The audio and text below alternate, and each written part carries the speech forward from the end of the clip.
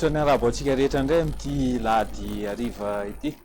Raha momba ny mandrafitra ny toetrandrontsika amin'izao dia nisy an'ity andeha-andrahona ity zao androany ka vinavinaina fa hisinda amin'izay io nomboka rapitso dia alizay malefaka no andrafitra ny toetrandro saika manerana nosy.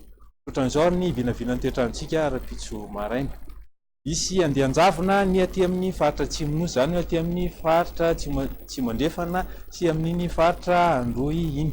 Raha ny aty avoantany sy aty amin'ny ilany atsinana nosy aty dia somary andrahondrahona ny vao maraina fa sava miandalana izany.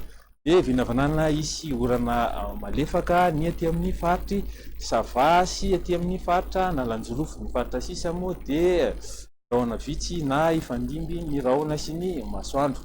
Ny tolakandro indray dia mbola mitoetratrany ny orana ato amin'ny faritry Sava sy Nalanjorofo fa miendrika tandrifon-drahona zany aty amin'ny manodidina ny distrikany Port Berger aty. Torak'izany koa aty amin'ny faritra Atsimo Atsinanana Vatovavy dia amin'iny Tolagnariny Orombe ary amin'ny ilany atsinanany Atsimo Andrefana sy amin'iny Hotomatsiatra iny. Faritra sisa dia ho maina ny andro, mirahona sy masoandro na ibalika ny masoandro.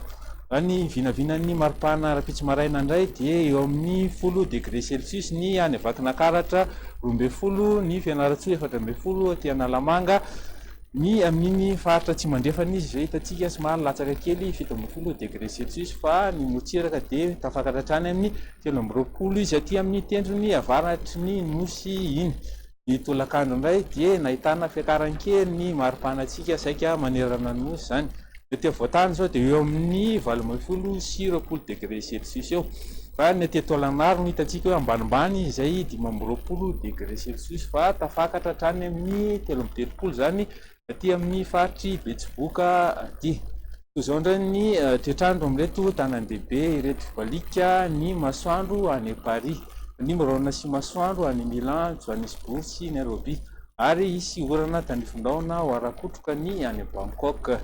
Toetrandro amin'ireo nosy manodidina antsika reto indray dia isy orana ny any Comore, endrika tandrifon-drahona zany any Maurice, Seychelles ary fa ny mirahona sy masoandro any La Réunion. Zay indray no manapitra ny fandaharantsika androany.